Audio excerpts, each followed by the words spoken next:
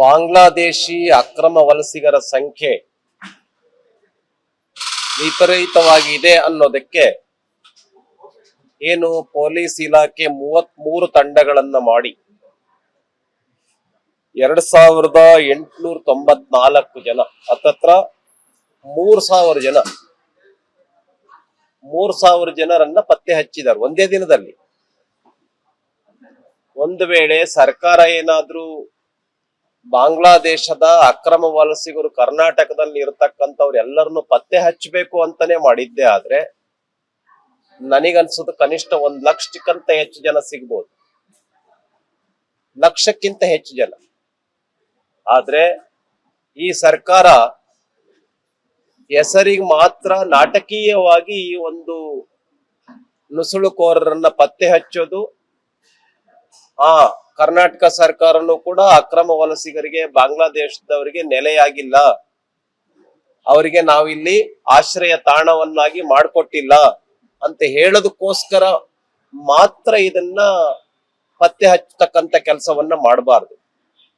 ಅವರನ್ನ ಬಾಂಗ್ಲಾದೇಶಕ್ಕೆ ವಾಪಸ್ ಕಳಿಸೋವರೆಗೂ ಓಕೆ, ಕೇಂದ್ರ ಸರ್ಕಾರದ ಜೊತೆನಲ್ಲಿ ಒಡನಾಟವನ್ನ ಇಟ್ಕೊಂಡು ಸಂಬಂಧಪಟ್ಟಂತ ಇಲಾಖೆ ಜೊತೆನಲ್ಲಿ ಸಂಬಂಧವನ್ನ ಇಟ್ಕೊಂಡು ಅಕ್ರಮ ವಲಸಿಗರು ಕರ್ನಾಟಕ ರಾಜ್ಯದಲ್ಲಿ ಏನು ದೊಡ್ಡ ಪ್ರಮಾಣದಲ್ಲಿದ್ದಾರೆ ಅವರೆಲ್ಲರನ್ನು ಕೂಡ ವಾಪಸ್ ಕಳಿಸ್ತಕ್ಕಂತ ಒಂದು ಕೆಲಸವನ್ನ ಸರ್ಕಾರ ಮಾಡ್ಬೇಕು. ಪತ್ತೆ ಹಚ್ಚತಕ್ಕಂತ ಕೆಲಸ ಏನಿದೆ ಇದು ನಾಟಕೀಯವಾಗಿ ಆಯ್ತು ಅಂತ ಅನ್ಸುತ್ತೆ. ಆದ್ರಿಂದ ಸರ್ಕಾರ ಗಂಭೀರವಾಗಿ ತೆಗೆದುಕೊಂಡು ಅಕ್ರಮ ವಲಸಿಗರನ್ನ ವಾಪಸ್ ಕಳಿಸ್ತಕ್ಕಂತ ಕೆಲಸದಲ್ಲಿ ತೊಡಗಬೇಕು ಅಂತ ಹೇಳಿ ನಾನು ಈ ಸಂದರ್ಭದಲ್ಲಿ ಆಗ್ರಹ ಪಡಿಸ್ತೇನೆ. ಅದೇ ತರ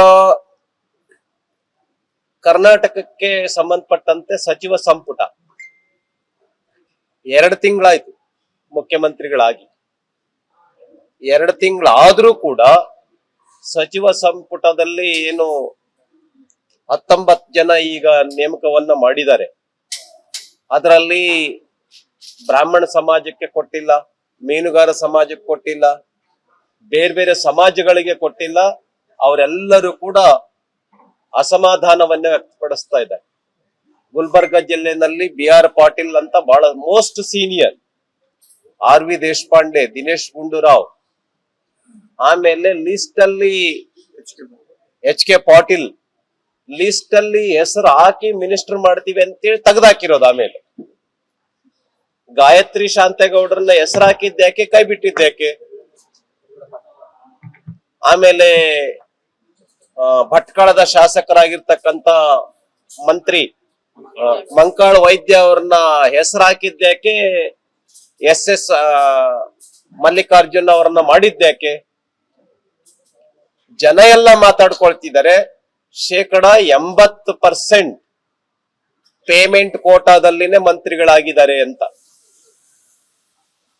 ಹಾಗಾಗಿ ಯಾರ್ಯಾರು ಹೆಚ್ಚೆಚ್ಚು ಪೇಮೆಂಟ್ ಮಾಡಿದ್ದಾರೆ ಅವರು ಮಂತ್ರಿಗಳಾಗಿದ್ದಾರೆ.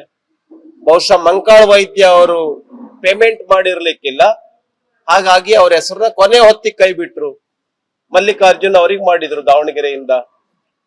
ಹಾಗಾಗಿ ಇಡೀ ಕರ್ನಾಟಕ ರಾಜ್ಯದಲ್ಲಿ ಕರ್ನಾಟಕ ಸರ್ಕಾರ DK ಶಿವಕುಮಾರ್ ನೇತೃತ್ವದಲ್ಲಿ ಏನ್ ಸಚಿವ ಸಂಪುಟ ವಿಸ್ತರಣೆ ಆಯಿತು, ಇಡೀ ಕರ್ನಾಟಕ ರಾಜ್ಯ ಅಸಮಾಧಾನಿತವಾಗಿದೆ.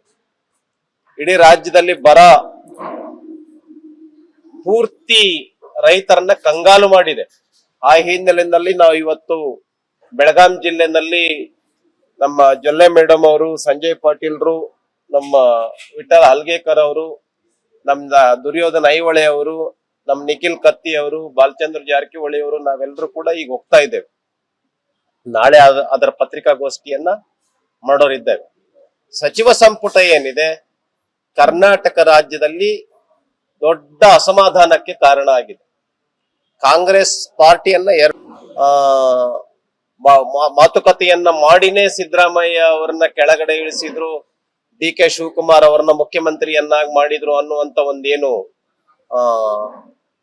ವಾತಾವರಣ ನಿರ್ಮಾಣ ಆಗಿತ್ತು, ಅದೆಲ್ಲ ಸುಳ್ಳು. ಸಿದ್ದರಾಮಯ್ಯ ಅವರನ್ನ ಬಹಳ ಅಪ್ರಜಾಸತ್ತಾತ್ಮಕವಾಗಿ ಅವರ ಮನಸ್ಸಿಗೆ ವಿರುದ್ಧವಾಗಿ ಅವ್ರನ್ನ ಕೆಳಗಿಳಿಸಲಾಗಿದೆ. ಅನ್ನುವಂಥದ್ದು ಇಡೀ ಸಮಾಜಕ್ಕೆ, ಇಡೀ ರಾಜ್ಯಕ್ಕೆ ಗೊತ್ತಾಗ್ತಾ ಇದೆ. ಇಡೀ ಒಬಿಸಿ ಸಮಾಜ ಸರ್ಕಾರದ ವಿರುದ್ಧವಾಗಿದೆ. ಆದ್ರಿಂದ ಸರ್ಕಾರಕ್ಕೆ ಆಗ್ರಹ ಪಡಿಸ್ತೇವೆ, ಬರಗಾಲ ಏನ್ ವಿಷಯ ಇದೆ ಅದನ್ನ ಕೂಡಲೇ ಸಚಿವ ಸಂಪುಟ ಪೂರ್ತಿಯನ್ನ ಮಾಡಿ ಸದನವನ್ನ ನೀಟಾಗಿ ಚೆನ್ನಾಗಿ ನಡೆಸಬೇಕು ಅಂತೇಳಿ ಈ ಸಂದರ್ಭದಲ್ಲಿ ಆಗ್ರಹ ಪಡಿಸ್ತೇವೆ. ಯಾವ ಖಾತೆಗಳನ್ನು ಹಂಚಿಲ್ಲಲ್ಲ, ಇನ್ನು ಯಾವ ಖಾತೆಗಳನ್ನು ಹಂಚಿಲ್ಲ. ಈಗ ಮಂತ್ರಿಗಳನ್ನು ಮಾಡಿದ್ದಾರೆ ಅಷ್ಟೇ, ಮಿನಿಸ್ಟರ್ ವಿತೌಟ್ ಪೋರ್ಟ್ಫೋಲಿಯೋ ಮಾಡಿದ್ದಾರೆ. ಇನ್ನು ಖಾತೆಗಳನ್ನ ಹಂಚಿದಾಗ ಎಷ್ಟು ಸಮಸ್ಯೆಗಳಾಗತ್ತೆ ಅದೆಲ್ಲ ಹೊರಗಡೆ ಬರಬೇಕು. ಅದಕ್ಕೊಂದು ತಿಂಗಳಾಗ್ಬೋದು. ಖಾತೆಗಳನ್ನ ಹಂಚಿದ ಮೇಲೆ ಅದಕ್ಕೂ ಅಸಮಾಧಾನ ಆಗ್ತಕ್ಕಂಥವ್ರ ಸಂಖ್ಯೆ ಇನ್ನೂ ಹೆಚ್ಚಾಗತ್ತೆ. ಹಾಗಾಗಿ ಇಡೀ ಕರ್ನಾಟಕ ರಾಜ್ಯದಲ್ಲಿ ಏನು ಅವರ ಆಸೆ ಇತ್ತು, ಅವರ ಆಸೆ ಈಡೇರಿದೆ. ಕರ್ನಾಟಕ ರಾಹುಲ್ ಗಾಂಧಿ ಅವರ ಪಾಲಿಗೆ ATM. ಅದು 3 ಕಡೆ 4 ಕಡೆನೂ ಸಂದಾಯ ಮಾಡಬೇಕು ಅನ್ನುವಂಥದ್ದಿದೆ. ಅದು ಎಷ್ಟು ಕಡೆ ಸಂದಾಯ ಮಾಡಿದ್ದಾರೆ, ಎಷ್ಟು ಕಡೆ ಪೇಮೆಂಟ್ ಮಾಡಿ ಮಿನಿಸ್ಟರ್ ಆಗಿದ್ದಾರೆ ನಮಗೆ ಗೊತ್ತಿಲ್ಲ ಅದೆಲ್ಲ. ಬಟ್ ಅದೆಲ್ಲ ಇವತ್ತಲ್ಲ ನಾಳೆ ಹೊರಗಡೆ ಬಂದೇ ಬರುತ್ತೆ.